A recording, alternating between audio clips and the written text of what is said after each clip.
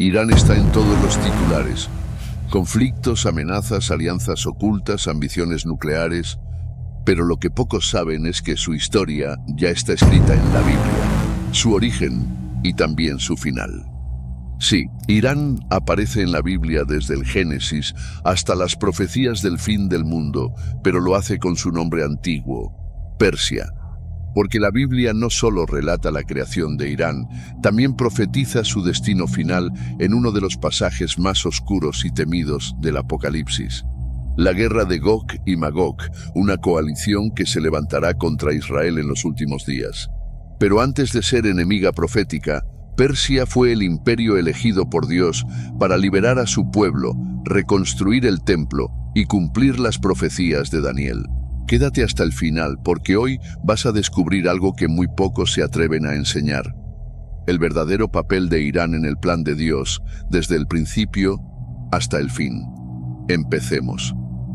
Todo comienza en el libro del Génesis. Tras el diluvio, Dios da a la humanidad un nuevo comienzo y se revela cómo nació la nación de Persia. Noé y su familia fueron los únicos sobrevivientes sobre la tierra, y sus 3 hijos, Sem, Cam y Jafet, se convirtieron en los nuevos padres de las naciones. Y en el capítulo 10 encontramos el primer mapa de las naciones de la tierra. Leemos: estas son las generaciones de los hijos de Noé, Sem, Cam y Jafet, a quienes nacieron hijos después del diluvio. De estos se poblaron las costas, cada cual según su lengua, conforme a sus familias en sus naciones.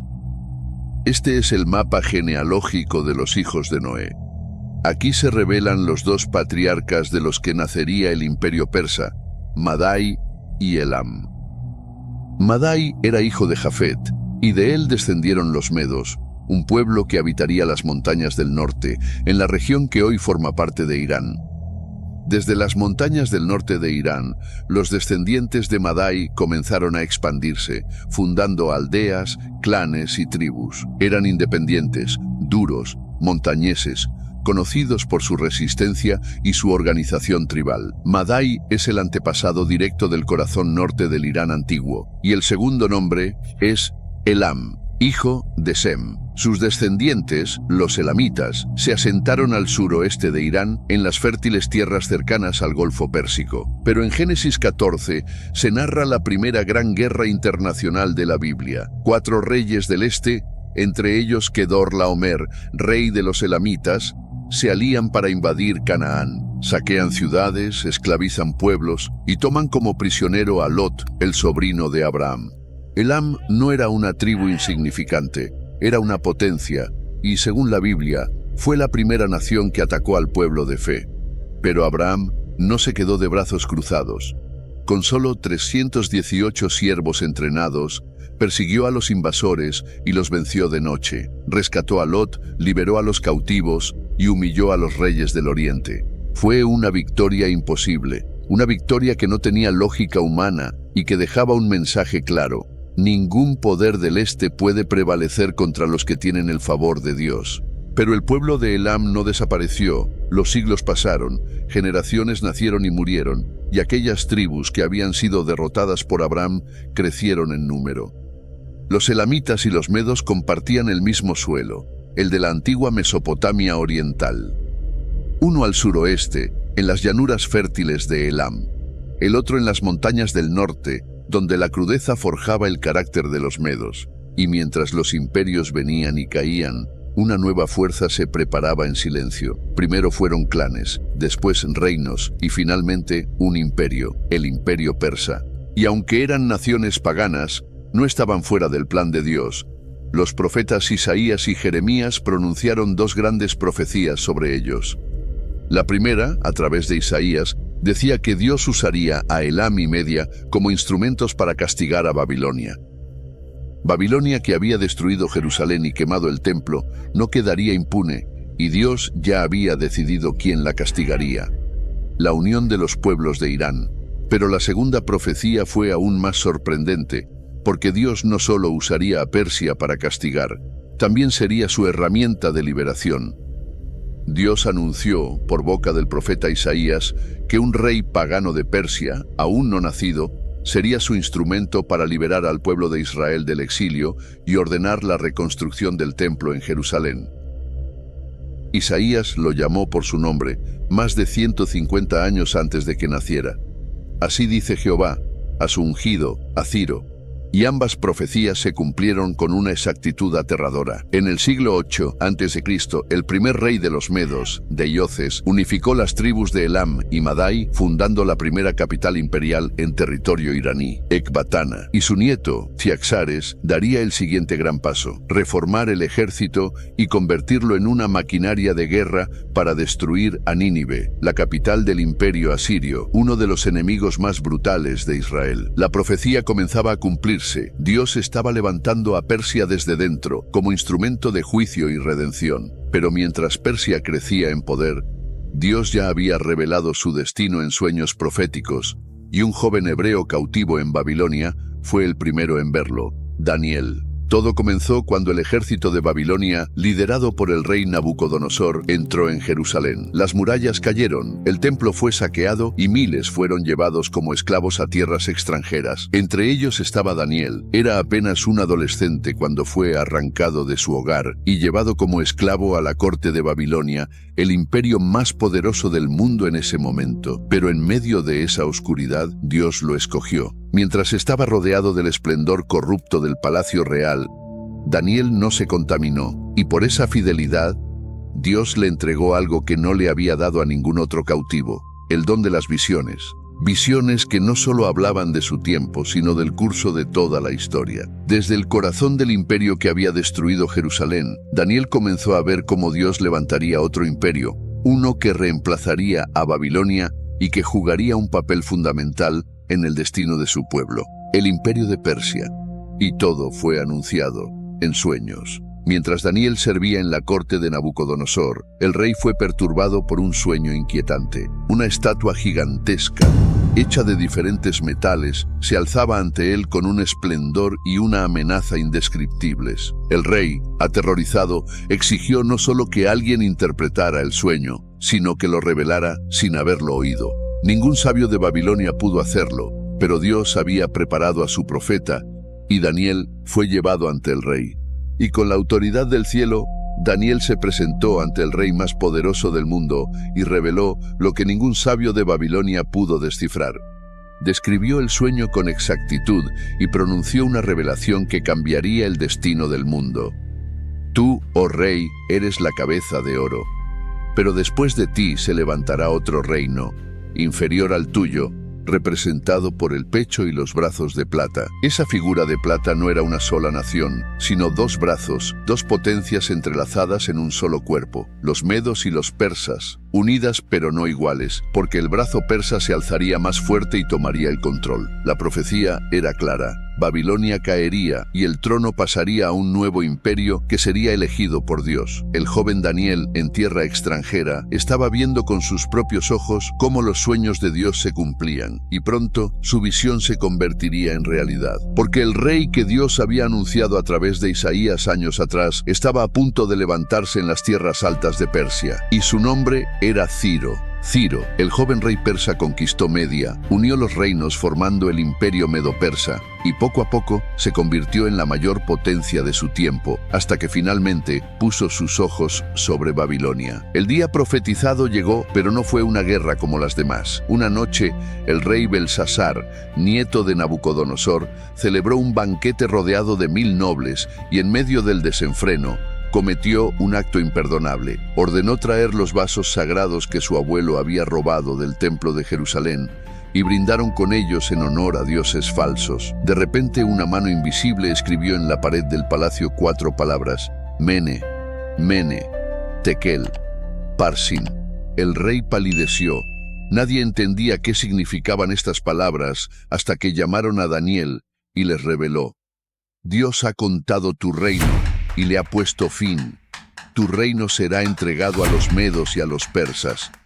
Y mientras las palabras eran pronunciadas, la profecía ya se cumplía. Los ejércitos de Ciro el Grande, rey de Persia, habían desviado el río Éufrates y entraban en silencio por el cauce seco. Las puertas no estaban cerradas, Dios mismo las había abierto, y esa misma noche, Belsasar fue asesinado y la profecía se cumplió. Babilonia cayó ante Persia. Los judíos, que durante 70 años habían llorado junto a los ríos de Babilonia, vieron cumplirse lo imposible.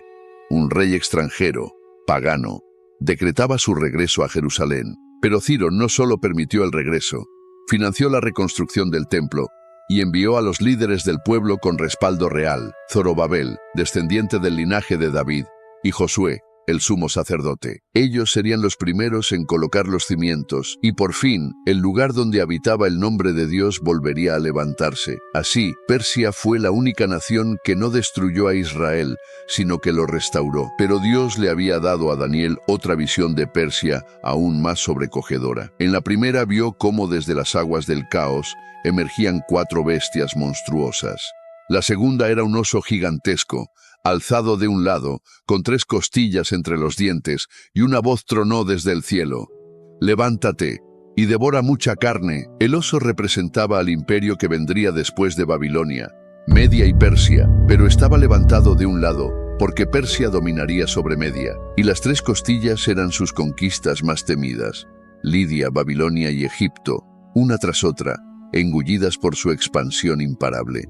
Y esta visión se cumplió con una precisión estremecedora, porque tras conquistar reino lidio en Asia Menor y Babilonia, Persia no se detuvo y fue a por Egipto. Ya bajo el reinado de Cambises II, hijo de Ciro, los ejércitos persas cruzaron el desierto del Sinaí y derrotaron al faraón Psamético III en la batalla de Pelusio.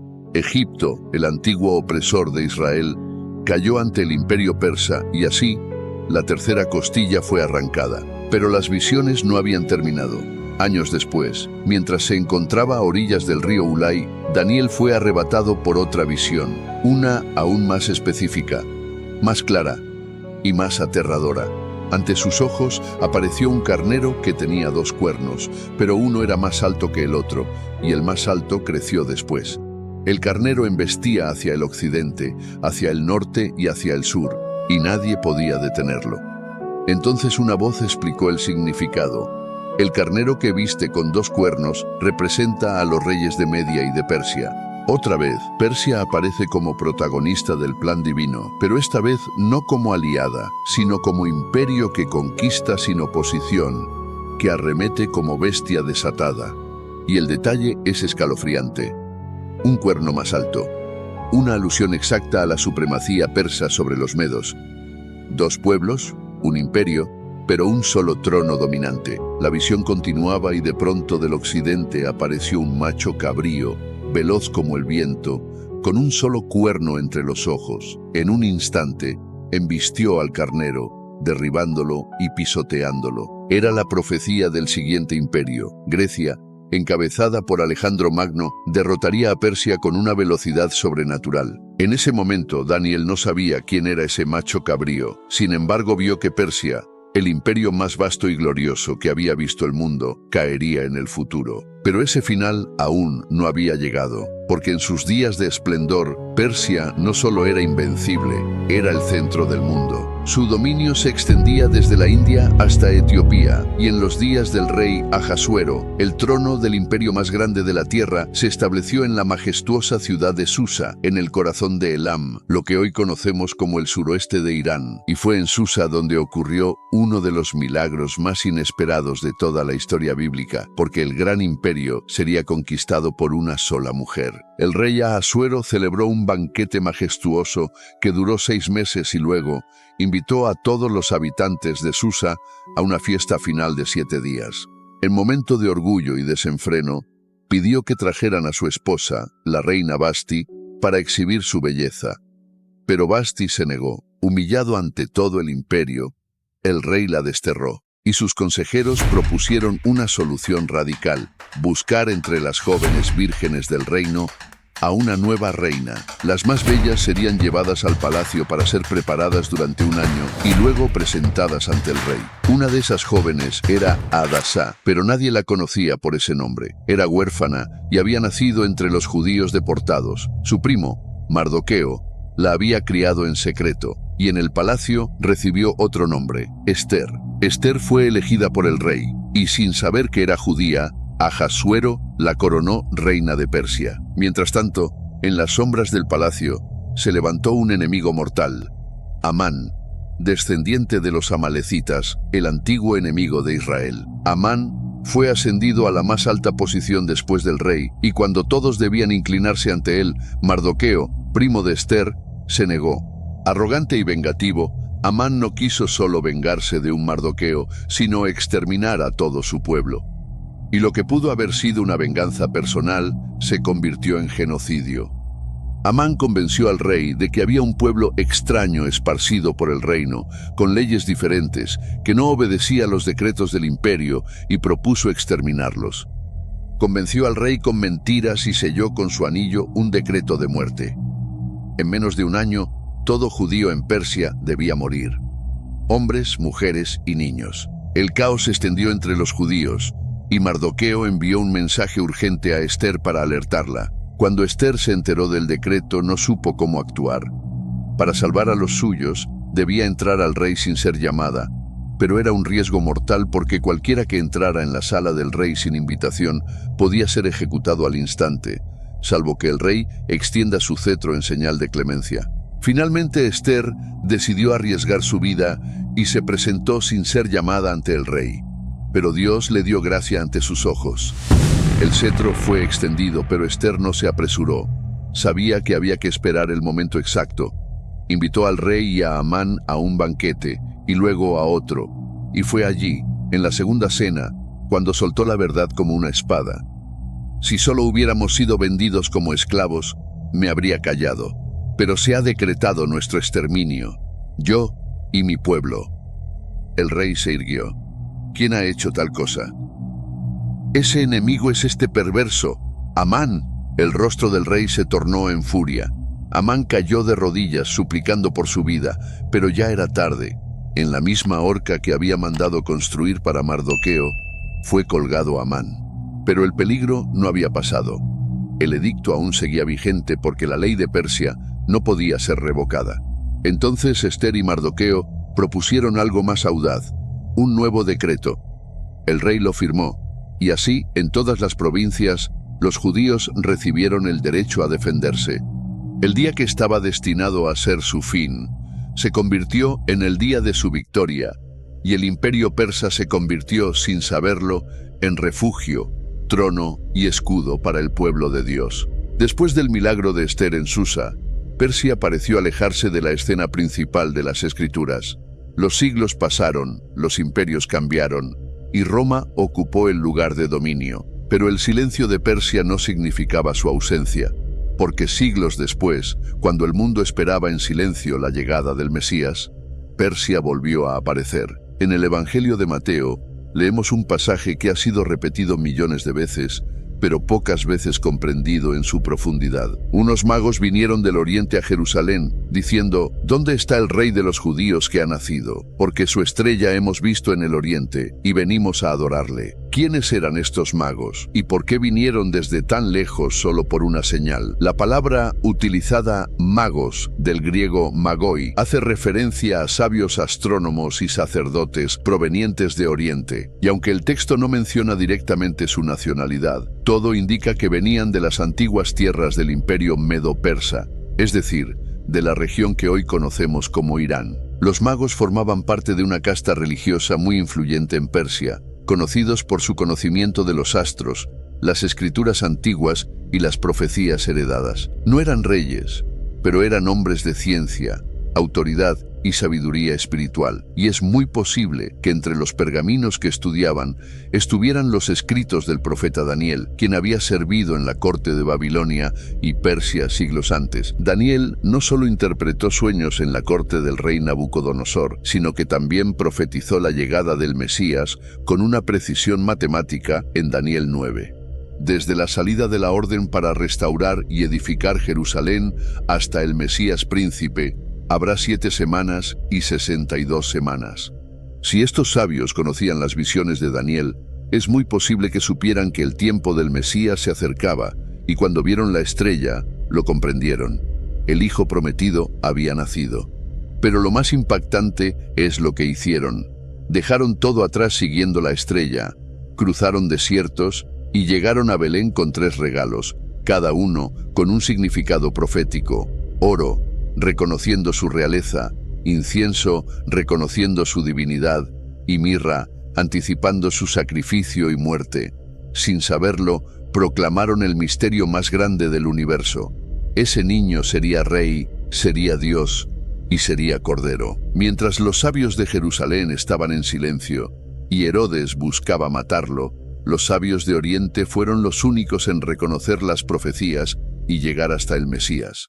Este momento no fue una coincidencia, fue un acto profético. Persia, la misma nación que siglos antes había liberado a Israel y reconstruido su templo, ahora era la primera en reconocer a su Salvador. Y así, una vez más, Persia fue instrumento de revelación divina. Desde el principio, hasta la cuna de Cristo, Irán, la antigua Persia, siempre estuvo conectada al plan de Dios. Pero la historia de Irán en la Biblia no termina en Belén, porque si bien Persia había sido instrumento de redención en el pasado, también será parte de uno de los episodios más oscuros del futuro profético. Dios no solo reveló el principio de Persia, también anunció el final, y lo hizo a través del profeta Ezequiel, en una de las visiones más temidas del Antiguo Testamento, la guerra de Gog y Magog. En el capítulo 38, Ezequiel describe una coalición de naciones que en los últimos días se levantará contra Israel, el pueblo de Dios restaurado. Hijo de hombre, pon tu rostro contra Gog, en tierra de Magog, príncipe de Mesec y Tubal, y profetiza contra él, y dirás, así ha dicho Jehová el Señor, he aquí, yo estoy contra ti, oh Gog, Persia, Cus y Fut, estarán con ellos. Persia, la antigua Irán, es uno de los primeros nombres mencionados. La misma nación que un día ayudó a reconstruir el templo, ahora será parte de una alianza militar contra el pueblo de Dios. Pero, ¿quiénes son los otros aliados? Gog, príncipe de Magog, identificado por muchos estudiosos como una figura de liderazgo en la región del norte, a menudo asociada con Rusia, o una coalición euroasiática. Cus, la antigua Nubia, posiblemente regiones del actual Sudán. Fut, relacionado con el norte de África, posiblemente Libia. Gomer y Togarma, regiones cercanas a Turquía y el Cáucaso. Juntas forman una fuerza internacional que, según Ezequiel, se lanzará como tormenta contra Israel. Leemos, subirás como tempestad, como nublado para cubrir la tierra serás tú y todas tus tropas, y muchos pueblos contigo. Pero no lo lograrán, porque este ataque provocará la intervención directa de Dios, y el juicio será implacable. Terremotos, fuego, confusión entre las tropas y la gloria de Dios se manifestará en medio del caos. Está escrito, y seré engrandecido y santificado, y seré conocido ante muchos pueblos, y sabrán que yo soy Jehová.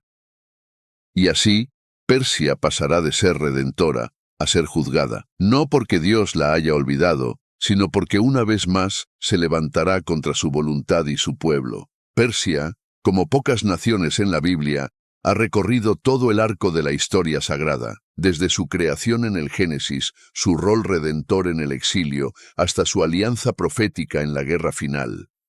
Pero, ¿qué dice la Biblia sobre su destino final? ¿Será destruida para siempre? ¿Tendrá una oportunidad de redención? La respuesta está oculta entre líneas y es más compleja y más poderosa de lo que muchos imaginan. Después de describir el juicio de Gog y Magog en Ezequiel 38 y 39, el texto revela una escena devastadora. El ejército que se levanta contra Israel será destruido con fuego del cielo. Los cadáveres cubrirán los campos, las armas serán quemadas por 7 años, y el nombre de Gog quedará asociado para siempre al juicio divino. Persia, como parte de esa coalición, no escapará del castigo. Pero aquí ocurre algo desconcertante, porque el profeta Jeremías ya lo había anunciado siglos antes, en un pasaje casi olvidado. Aconteció palabra de Jehová al profeta Jeremías acerca de Elam. Yo quebraré el arco de Elam, parte principal de su fortaleza. Pero acontecerá en los postreros días que haré volver a los cautivos de Elam, dice Jehová. Es una profecía dual. Primero vendrá el juicio, pero luego leemos una promesa inesperada. En los postreros días restauraré a Elam. Este pasaje lo cambia todo, porque aunque Irán se alce contra Israel en el fin de los tiempos, aunque participe en el ataque final que provocará la ira de Dios, su historia no termina entre las ruinas. Dios, aún en el juicio, deja abierta la posibilidad de redención. El Irán que hoy vemos en los titulares, agresivo, desafiante, rodeado de oscuras alianzas, también será parte de un mundo restaurado. La historia bíblica de Persia es un espejo de la humanidad, redimida, caída, juzgada y restaurada por gracia. Y por eso, el destino final de Irán, según la Biblia, es una advertencia para los imperios que desafían a Dios, pero también una promesa para aquellos que se arrepientan. Porque está escrito que en los días finales, las naciones subirán a Jerusalén para adorar al Rey, al Señor de los ejércitos. Y acontecerá que todos los que sobrevivieren de las naciones que vinieron contra Jerusalén, subirán de año en año para adorar al Rey y a celebrar la fiesta de los tabernáculos. Quizás entre esas naciones esté Elam. Quizás Irán, aquel que fue redentor, enemigo y juzgado, también será testigo de la gloria restaurada, porque en el corazón de Dios aún hay lugar para los que regresan. Desde las primeras páginas del Génesis hasta las visiones estremecedoras del Apocalipsis, Persia ha estado ahí. Cuando la humanidad resurgía de las aguas del diluvio, Dios nombró a Elam y a Madai, sembrando en silencio la semilla de un imperio que aún no existía. Cuando Abraham se levantó para rescatar a Lot, Elam ya era una amenaza, y cuando Babilonia cayó, Persia fue instrumento de redención. Cuando el templo fue reconstruido, fue un rey persa quien lo financió, y cuando el Mesías nació, fueron los sabios del Oriente, hombres de Persia, los primeros en reconocerlo.